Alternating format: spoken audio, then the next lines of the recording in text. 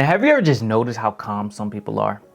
Like, no matter how chaotic things get, the world is halfway on fire. People are stressing out, freaking out, but they're just still cool as a fan, moving with confidence, making decisions, still finding opportunities in the storm. I can tell you it's not luck. It's not just their personality, but it's a skill. And the best part is, it's a skill you don't need a special talent for. That means anybody can do it. So in this video, we're gonna talk about how to build the skill of remaining calm in the midst of chaos. Now, calmness is one of those things that's often misunderstood. Many people believe if you're calm, then you don't care. If you're not reacting, then you're not invested, which is just not true. Calmness is often a sign of wisdom. It's a reflection of maturity. And it's the result of someone doing the internal work toward building self-understanding and self-control. That's what calmness is. Anybody knows me knows I don't trip, I don't worry, I don't freak out. Why? Because number one, it's no point. Number two, I have systems in place for chaos.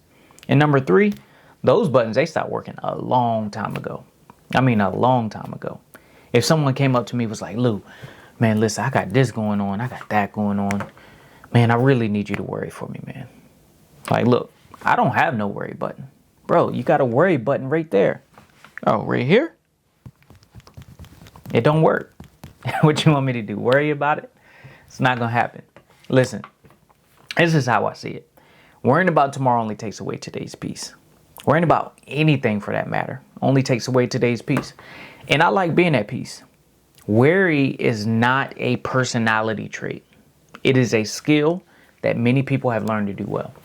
Doubt, not a personality trait, is a skill that many people have learned to do well. Stressing for extended periods of time is a skill that many people have learned to do well. And I want to emphasize the point, stressing for extended period of time. Right? Many people think that stress is bad, but stress is not bad in the short term when properly managed well. It's only bad when you stay in stressful states for extended periods of time. Take, for instance, let's say you're walking down the street and then you see a dog, but then the dog sees you. Now you're all looking at each other. Immediately, that stress response is activated. Why? Because your brain is trying to decide, do I need to fight this dog or do I need to run? Do I need to fight or do I need to flee? That's what your brain is trying to decide. And immediately that stress response is activated. And for me, how I grew up, you see a dog, you take off. But as you know, when you take off, the dog takes off after you. So let's say you're running from this dog and you finally get away from this dog. Okay? As soon as you get away from the dog, you don't stay in that stressful state. Everything comes back down, resets back to balance. Now you're not even thinking about the dog. Heart rate's back down. You're good. You're safe. In that moment, the stress was good. Why? Because it was managed well. You didn't stay in that stressful state.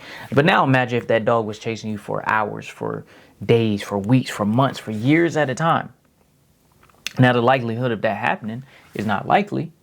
But just imagine if that was the case. That's when stress is bad.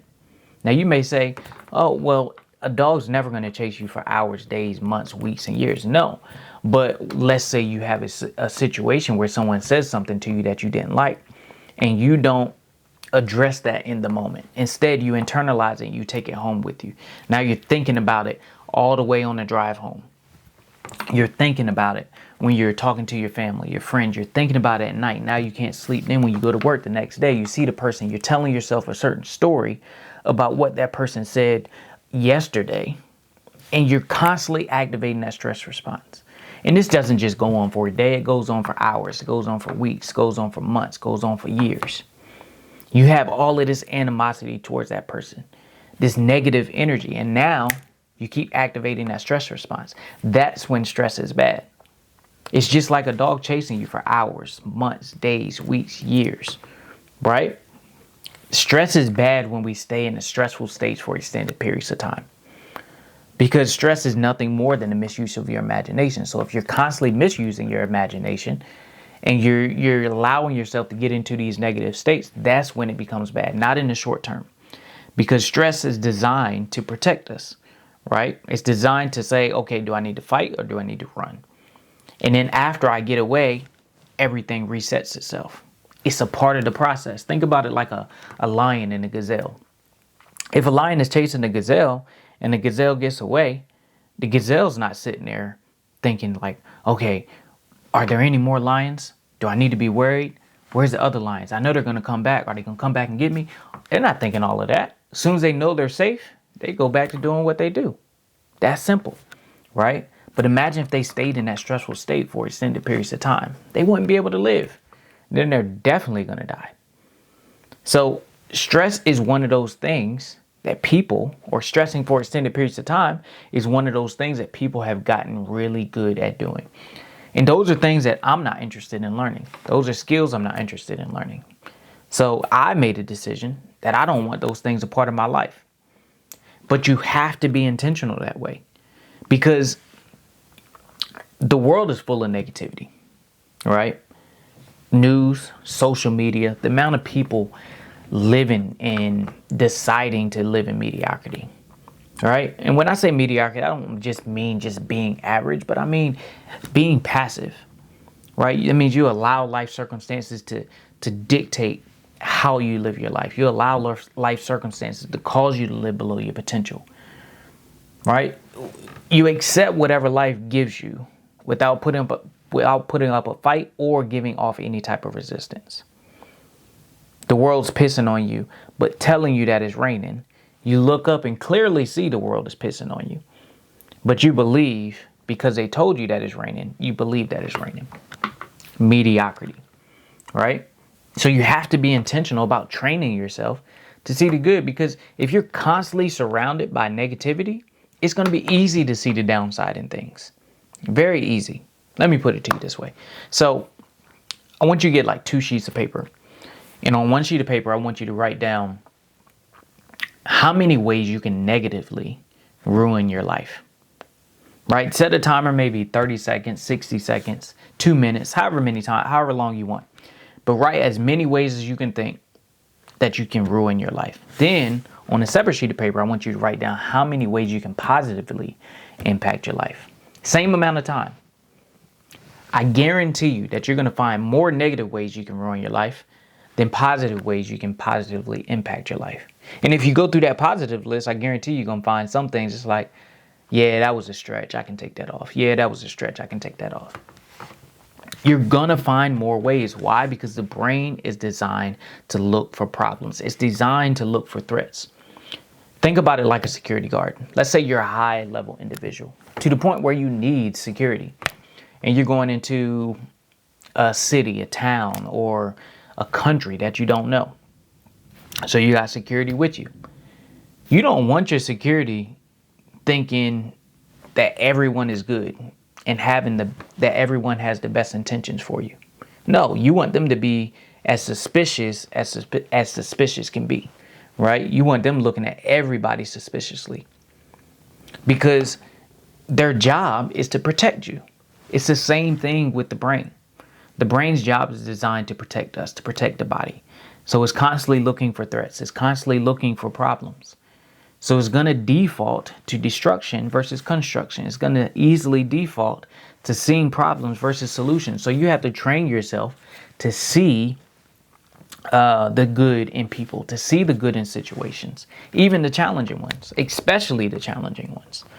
Because if not, you already know you're just going to default to destruction. You're going to default to seeing the problem. Right? Negativity is like low-hanging fruit.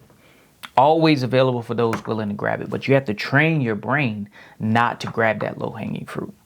It's called helping or training yourself to be optimistic.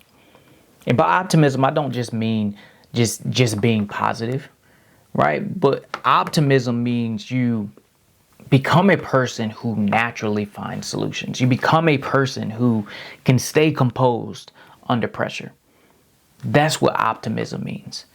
See, but optimism often gets a bad rap because many people think that optimism is just focusing on the positive and ignoring everything else. It's not optimism, that's delusion. Right? You clearly have problems. Ignoring those problems and only focusing on the positive is not going to help in any kind of way. Real optimism is seeing the problem, but having enough wherewithal to know where to put your focus. Seeing the problem, but having enough wherewithal to know that you can find solutions to get rid of the problem.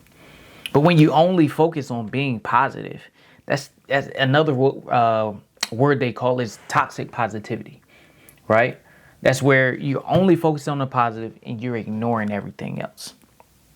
And that's not going to do anything but lead to more problems, because there's two things that make problems grow: time and attention. If you allow your problem to sit and you ignore it, it's just going to build strength and momentum. If you're only focused on the problem, then your problem's just going to get bigger. There are two things that makes problem grow: time and attention.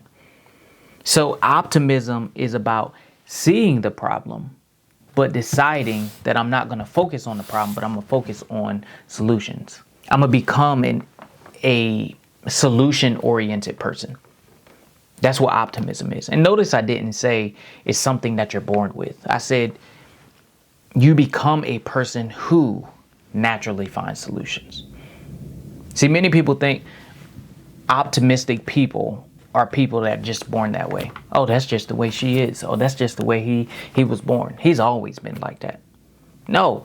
Number one, it's an insult to the work that people do toward becoming positive, because like I said, our brain naturally looks for problems. It naturally looks for threats. So it's easy to fall into destruction. Negativity is like low-hanging fruit, always available for those willing to grab it. So you have to train yourself. You have to do the work, right? Becoming something is means there's a process that has to happen. It's not something that you're just naturally born with. Now, there's some people that are better than others, of course, but you still have to put in the work to do it. So you want to train yourself to become an optimistic person, because when you do that, it helps you to control your focus. It's all about focus, because your perception determines your peace, right? What you focus on is what you're going to feel. What you feel is what you're going to experience. And what you experience is going to be because of what you're focused on. Perception matters. Focus matters. Take, for instance, this story about the London Underground. Now, the London Underground is it's like a metro, right? It's a train station that runs underground that allows people to go to and from work, to and from home, to and from wherever they have to go. And there were tons of passengers complaining to management, because they were complaining because people were being late for work. People weren't getting home in time to get their kids from the sitters, and it was a whole big mess. And they were upset because the train stations were just taking too long. They were sitting for hours at a time, just trying to get to and from work. It's like almost like sitting in traffic in LA and in New York, in Atlanta, right? Where you're just sitting hours at a time. And these people, they started complaining. So they went to management and they put in all of these complaints. So management said, okay, we're going to come up with a solution. So what they did is they came up with the dot system.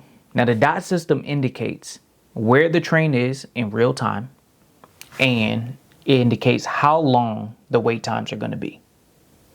Like, what? I'm complaining about wait times. I need you to speed up the trains. I need you to add more trains. I need you to do whatever you can to shorten my wait time. But they decided to come up with a dot system. Like, are you kidding me? So you know that people raise all kind of hell, right? Wrong.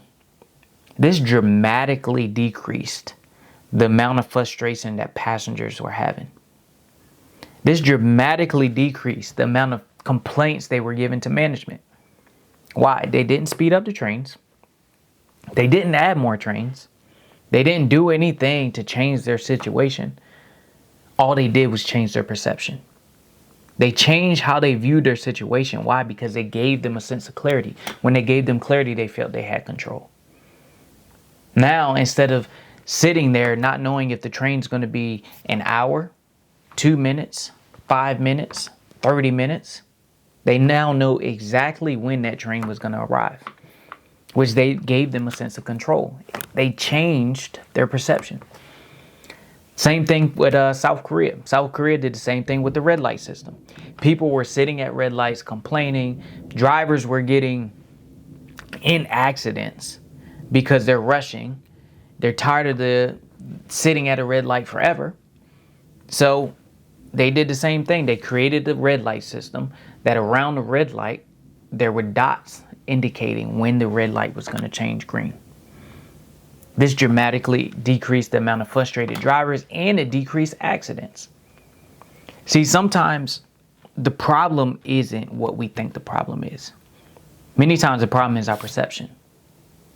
Because your perception, when you shift your perception and how you interpret a situation, it shifts you from struggle to strength, and then from strength into strategy. How you frame things matters. How you perceive things matters. So let's talk about how do you shift your perception of a chaotic situation. And I believe there are three things that you need. Number one, which I believe is the most important, is you got to find something to live for that is bigger than yourself. For me, it's going to be my faith, right?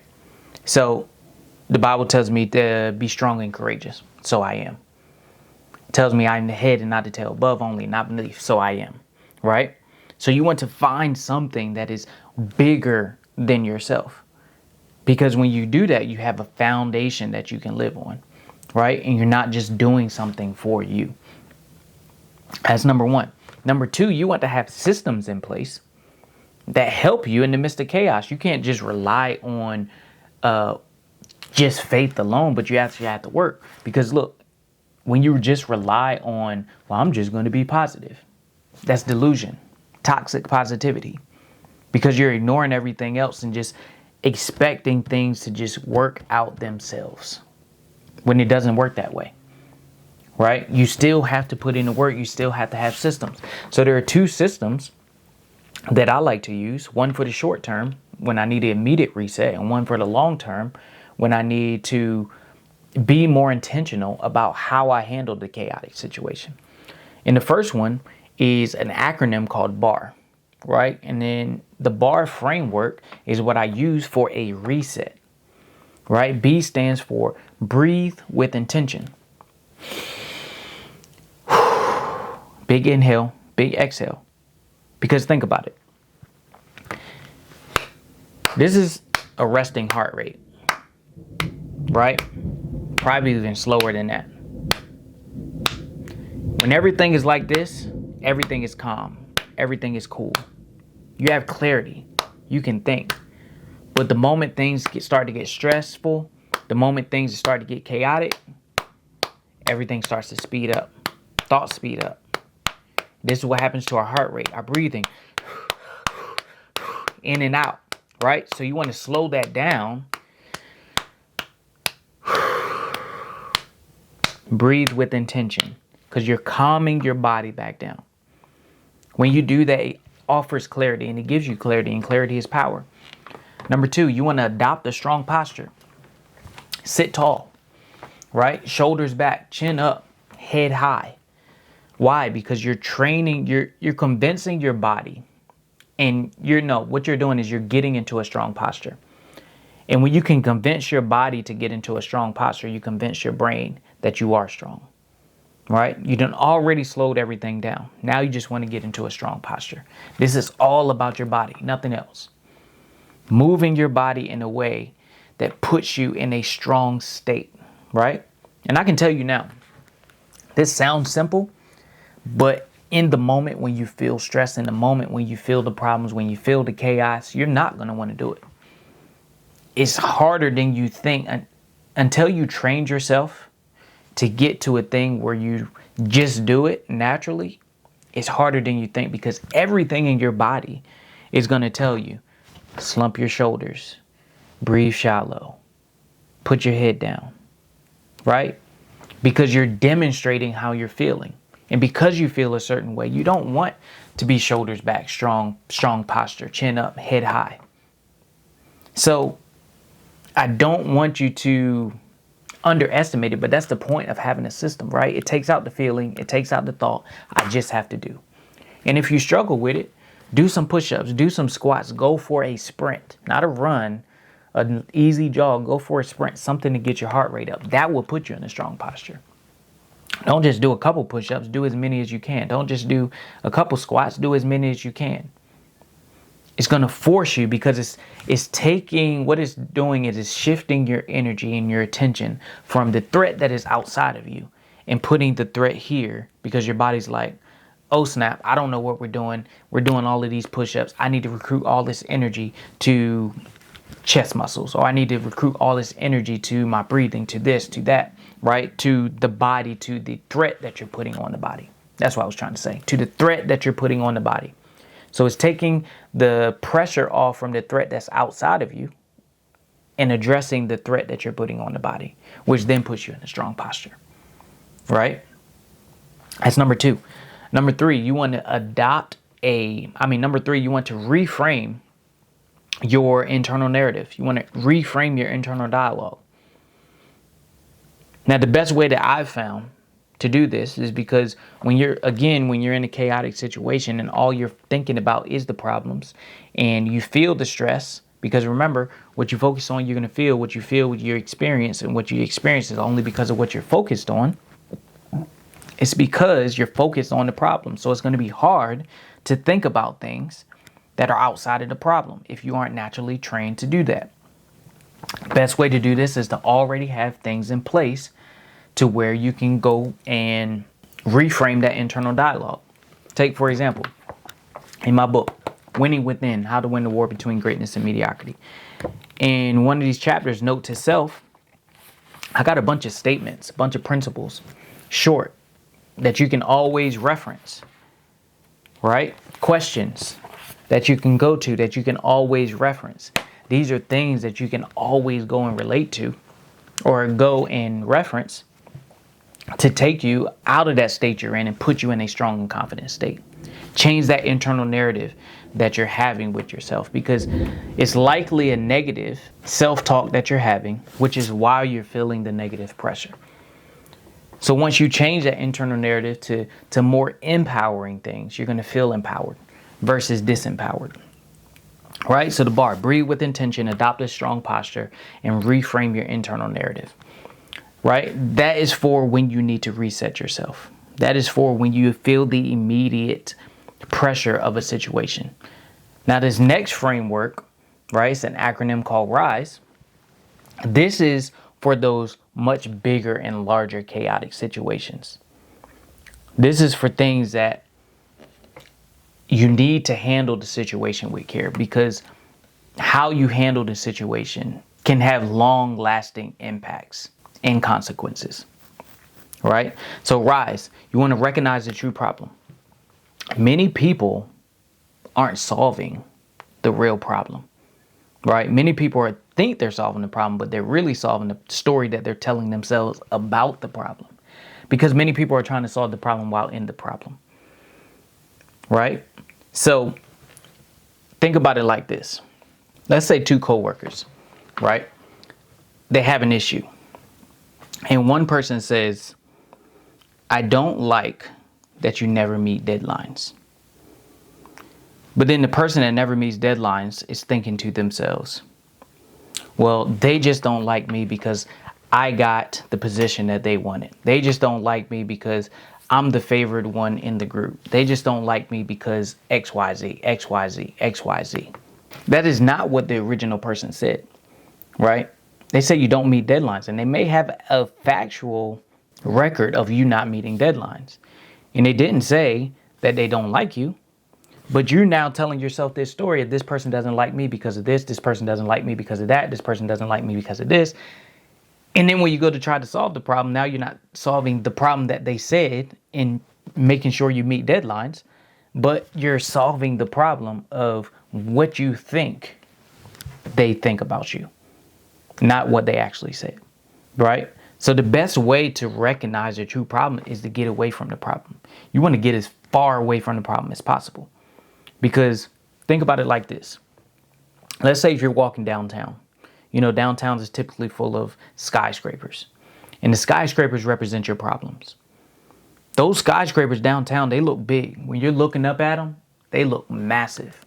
And as you're walking around, the more skyscrapers you see, the more massive skyscrapers you see, it can be overwhelming. Now I want you to imagine you're going over that same city, but this time you're flying over in an airplane. And now you're looking down at those skyscrapers. Those skyscrapers look a lot smaller than they did when you were on the ground. So you want to step away from the situation as far as possible. Get out of that environment, because you can't see the picture when you're in the frame. You can't see the full picture when you're in the frame. You can see a little bit of it, but you can't see the full frame. So you want to step away from it. It's just like riding in an airplane. When you're in an airplane, the lower you go, the bigger they are. But the higher you go and the further you get away from it, the smaller it is. It's the same thing with problems. So you want to make sure you're solving for the true problem, not the story that you told yourself about the problem. That's number one. You want to recognize the true problem. Number two is you want to identify what things are within your control, right? Because there are three things that's always in our control: our attitude, our beliefs, and our actions.